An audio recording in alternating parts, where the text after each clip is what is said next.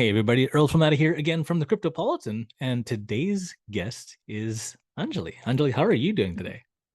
I'm well. How are you? Fantastic. Well, other than a little cold in Canada, but otherwise all right. So yeah, yeah. I have my space heater friend, so Oh, that's how I, fantastic. I I'm keep it cheating. I'm together. cheating with a warm vest. So you have a space here, I got a vest. We'll manage. That's right. So fantastic. Well, let's just dive right in. Um, why don't you tell people about your project? But like, well, let's stick to like layman terms. Let's like the 30,000 foot overview, and then we can nerd out later if you like. But for like the general populace who can't even spell crypto or blockchain, tell them the name of your project and what does it do in as simple terms as we can, and then we can go from there. Yeah, I love that. Okay, well, number one, thank you for having me on. I'm really excited to be here with you. Okay, so my project is called Collab Land, and I Hmm. will keep it as basic as possible. We are tokenized community builders. So let's say you have a project.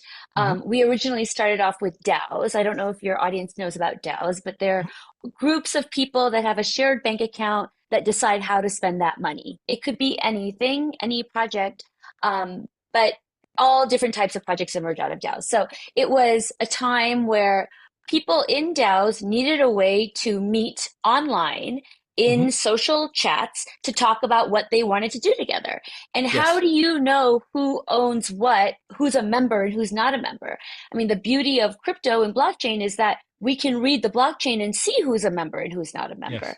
So my project, what we are, we're a verification service. So if you want to join a community, any community, and that community has a requirement that you must own this token or share or whatever it is, NFT, Hmm. um, Collabland, what we do is we verify that you, Earl, attest that a particular wallet belongs to you, and then we read the public blockchain to make sure that you hold the qualification to join that group.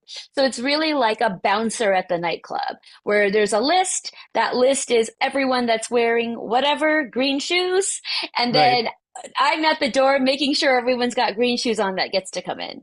That's And fantastic. what we do other than that one-time verification when people enter the club is that we're constantly checking for green shoes. So if you decide to take your green shoes off or dump them somewhere, well, or you switch to brown shoes for real, then you get kicked out of the group. That's fantastic. That's like the best analogy of collab because I've used you guys before. Um, so yeah, my Oh, buddy has run DAOs and like we use Collab Land to actually connect. So I'm like, this is really cool. amazing. So small world, absolutely. Yeah, I had no idea. Awesome. Yeah. So then you use it. Thank you. But we started in May of 2020, which Hmm. was just a month, like pretty much 6 to 8 weeks after lockdown. Hmm. And the need really emerged at that time because prior to COVID, people were gathering at conferences to talk Yes. about DAO issues. So it was a real life meetups and deciding what to do. And then now with COVID, everyone's on lockdown, everyone's forced to be virtual. How do you find your people? So it kind of came out of necessity and then really took off because of the global shutdown. Right. But then, I mean, from the global shutdown, one thing being people not being able to connect with each other, in person anymore. Yeah. It's still, I mean, like, today we're talking on Zoom. What happened to Zoom Mhm. during the lockdown? It went freaking nuts. Everyone had Zoom calls Yes. every day, all day long, every day. But I mean, it saves you a lot of trouble going back and forth. I mean, you don't really have to sit in traffic all day long for every single meeting you go to, right? It got to make sense Yes. sometimes to do it virtually, right? Oh, Like, yeah, absolutely. Yes. And just speaking on that point, it's like you're no longer limited to geographical boundaries, right? Like we can work with people all over the world. You and I are in different countries and we're having this talk right now. So it's definitely opened up our minds and our relationships and who we get to work with. It's really expanded all of that. And it's been incredible. I think that's why it continues. I have a little bit of a thesis around that, which is anything that's going to bring people together will survive. So absolutely. travel survives, or right, telecommunications survive. Anything that brings people together would survive, which is why I think tokens will also survive, right? So Well, at, getting at back the to end of the crypto. day, humans are a tribal species. It's like true human. We're just a species. Like we're tribal, Mm. right? We need Mhm. that community. Like there's very few people who are so introverted but they don't want any human contact, right? Mm. So even the introverted people still need human contact every once in a while, right? So there you go. So I've always loved the name Collab Land. How did you come up with it? Yeah, that's a good question. It started with a DAO that we created ourselves around Uh-huh. COVID-19, and we called it Collab 19 because we're Okay, like, okay, let's get a hilarious. bunch of get a bunch of people together and see if we can collect some funds and then redistribute them to people that are who are in need. And so we were kind of the first users of Collab Land at that point, because we're like, okay, let's use it for our DAO and let's get all the people that bought into our DAO in a group. And then let's talk about how we're going to spend this money. Like you remember the early days of COVID, it's very sensitive, right? Mhm. Like really horrible things were happening to a lot of people. So those conversations also needed to be private. So that was Right. one of the ways. So it started with that. It was called Collab 19. And then this bot, which this wasn't the business. I'm sure you've talked to a lot of founders and they'll tell you like their Yeah, it's a bit of a winding journey, path. a bit of a winding path. Yeah. So us as well, we started in 2018 and our company is called Abridged. And we started as a social recovery contract wallet at a time when there wasn't much interest in a social recovery contract wallet. And then Right. we pivoted to no code tooling, trying to take Mhm. another approach at bringing more people into the space, get developers to come in, let them use no code tooling, let them create apps, then we'll get the people in. Um, and then Collabland was really one of our references of our no code tooling. So Okay. Collabland was a very, not the first, but one of the first dozen projects that we created with our no code tooling to try to show and inspire other developers to use our no code tooling as well. But But the ability to pivot is one of mm, those things that defines a startup, right? Like you can mm, move very quickly. Corporates can't do that, right? The big ass corporate ship, it's turning really slow. It doesn't turn really quick, right? So as a startup, you guys can move quickly. So I appreciate that about the story, right? You started with this, you moved to that, you moved to no code. This is one of the projects that came out of no code, and here it stands. And that's really cool about that. yeah, it's been 4.5 years now. It's a blessing and a curse, right? Like, yes, you can pivot, but also when you're a founder, you do get some emotional attachment to certain ideas and you think that needs to be the thing, that needs to Yeah. be what I stand for. So it kind of goes back and forth. I think the passion, yeah, the passion and the small team allows you to move quickly, but then also the passion of maybe one person or two people can also like sometimes be a limiting factor. It's all a journey. Oh, absolutely. Well, I mean, it's still appreciated, right? I mean, like small biz is the economy at the end of the day. So Mhm. let's focus on that. So you've come this way. It's been 4.5 years. There's got to be some exciting stuff coming down the horizon. I mean, don't share any if it's a secret or whatever. Don't share any of that stuff. But like, what are you most excited about the project to date? Well, it's interesting because I just read a tweet this morning and it said, we're all back in communities now. And I thought that is hilarious, right? We all are back in communities. And it's almost like the bull market and the communities go together. When's the last time you were in tons of communities? That was during the last bull market, right? Yep, And absolutely. NFT boom. And yeah, that was part of where we had our most explosive growth, right? Around NFTs being used as membership tokens. Um, but now it's like we're back in it again, but this time it's a little bit different. Like, let's see if NFTs come back. But Yeah, for now, we're still very much in the meme coin token kind of era of it, right? Like all mhm, of the projects that we're seeing that are really taking off are these like pump.fun, right? Like for example. And so there's right. all these token trading bots are really popular, right? Radium is really popular, like Jupiter, whatever, Bonk, so many of them, right? So these trading bots.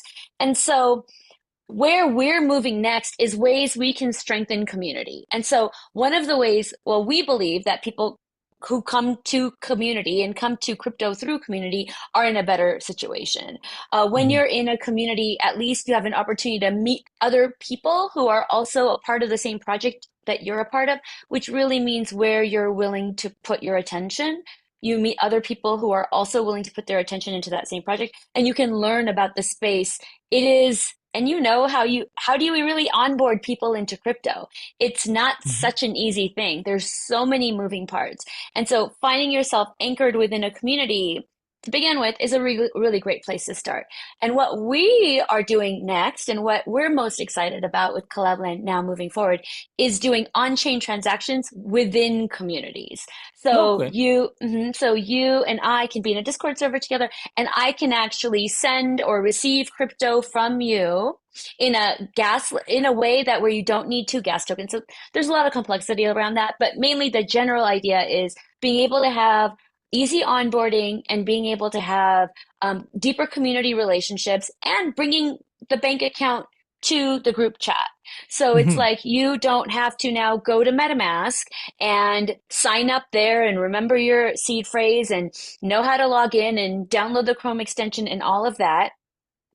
When you do it through Collabland or you do it through our communities, we give you a non-custodial wallet and you get to Mm. start with crypto immediately. One Right. of the special things that, we've seen over the last 4.5 years is once people get that first bit of crypto, regardless of what it is, Yes. that's really when they get activated, right? It, Absolutely. Well, because it's exciting at that point, right? It's like new relationship energy, right? It's just like, hey, this is really oh cool, my best God, thing, and all yes. over the place, right? So there you go. Yes, new relationship energy. I would say yes. And so you need to get them into that relationship. And the way you do that is what we find is by giving them a wallet and giving them a little bit of crypto and allowing them to get started. I mean, I don't know Mhm. about you, but I've had plenty of times where I go to a new chain and I'm like, okay, I really want to buy this NFT on this marketplace. And what do I need in order to do it? Well, I've got to Right. get some of that token. How Yes. am I going to get that token? So many times I've had to like ask my friends, like, "Hey, I'll send you this in Venmo, and then or PayPal, and then can you send me some Flow? Can you send me some Base? Can you send like Yes. right?" And so what we're doing is we're taking all of the complexities out of that. So we give you a Right. non-custodial wallet. You can log in with your Discord or your Telegram. We'll also have 2FA. And that way you are going to be able to send and receive crypto immediately. So if I send you some tokens, then Yes. you're going to be able to move those out into another wallet, or you'll be able to send them to somebody else. So it's like the ripple effects, right? Of that, the second and third order effects of that, where when we activate one person, they can activate others. And Well, there's lots. it's all just the network effect, right? Because if you're the only person with the telephone, it's kind of useless, right? But the That's more right. people that have phones, the better the damn thing gets. So the same thing with tokens, right? Yes. It's the network effect. So It's the network effect. And so that's kind of where we're moving next, which is communities as your base. mhm. It's going to be where you're working, where you're collaborating, where you're doing all of the things that you're socializing, but also it's going to be a place where you can trade together. It's going to be a place where you can barter, you can sell each other things, whatever you need to do. You'll Mhm. be able to create groups of people that are going to be trading together now through these tokenized communities, and you don't have to leave that community in order to participate. So Right. that's where we see all of this coming. And then, of course, AI. So we're going to be including AI agents. And I mean, everyone is moving in that direction, but we're very excited about it because we support 38 different blockchains. And so Mhm. one of the things that we want to do is be able to have cross-chain cross-chain interact transactions. And so how do So you do an that? easier version of ape swap, right? Like you're just making it simpler. Yes, making it simpler across all the chains that we support. And so Mhm. AI is a really great way to do that. So just making it Fantastic. That's easier. that's definitely an exciting thing to be to be Yes. to be jazzed about. Mhm.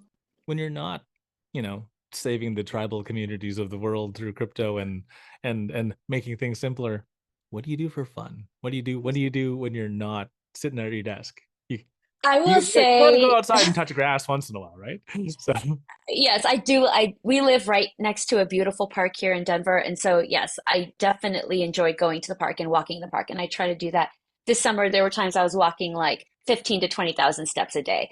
wow. So I love walking in the sunshine. It's one of my favorite things.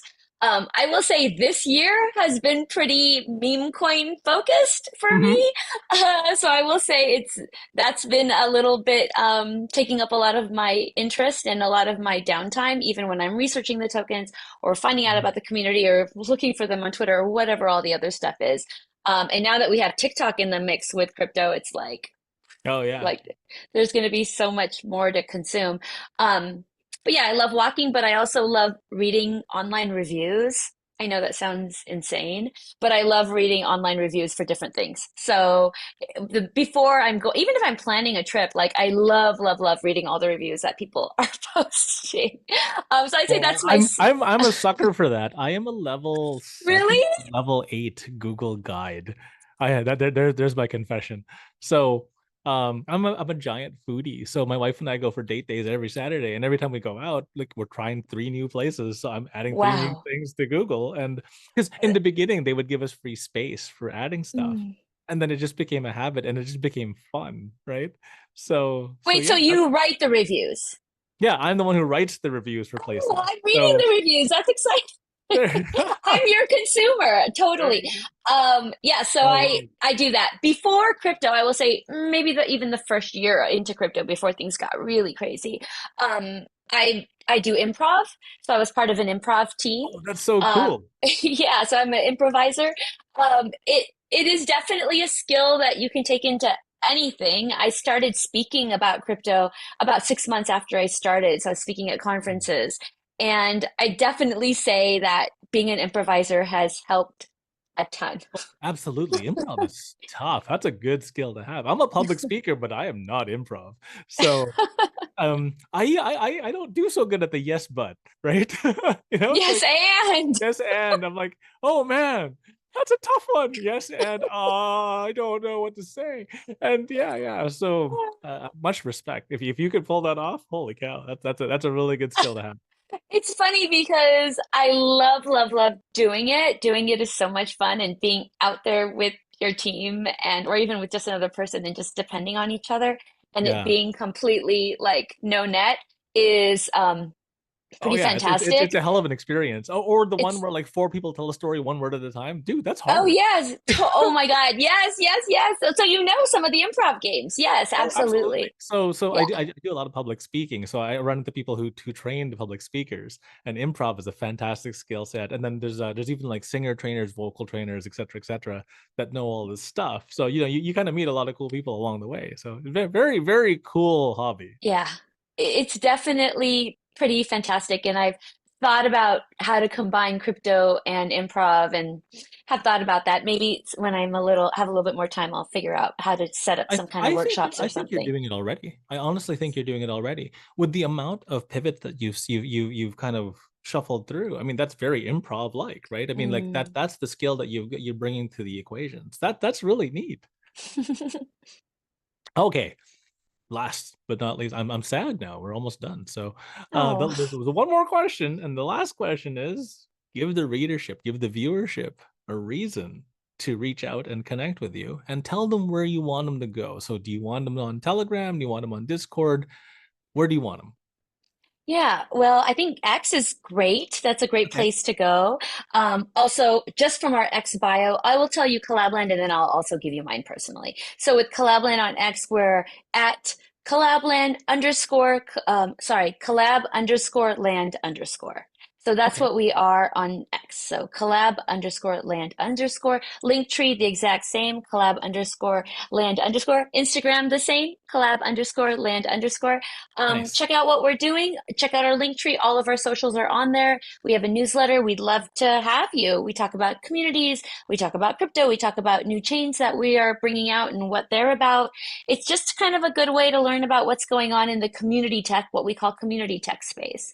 Hmm, Personally, my name on X is Dama De Roca, DaMadeRoca. It's Lady from Boulder in Spanish. And that's so cool. Dama De Roca, and I'm Dama De Roca everywhere. I am Dama De Roca on X and on Instagram and on Discord. So you can find me. My DMs are open on X, so I'd love to have you. I speak a lot at conferences, so if you're at one and you see me, come and approach me for sure. I mostly speak about communities. I've been a part of online communities for almost 30 years now. I started like right out of high school, being part of online communities. And before I came to crypto, I was running a 60,000 person Facebook group as a mod. Nice. And so And even that, I mean, that's, yes, that's like the largest community, but I've been a part of so many different communities over the years. I'm an adoptive parent. I homeschooled my children before coming into work full time. Um, I've had, without online communities, my life would not be what it is today. Okay, Not only have I learned what you need to do in order to participate in online communities and be successful at them, but socially as well, like being able to learn from one another. And that makes me the most excited about where we're headed now. fantastic. That's a heck of a way to cap it off. So you want to meet the queen of communities online? Here she is. So guys, well, you know what? Thank you so much for being on the podcast, and that was a lot of fun. That was a lot of fun. I hope you have me back. There's so much more to talk about, Earl.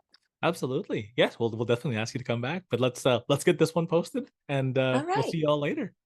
All right. Wonderful. Thank you, everybody. Thanks for coming.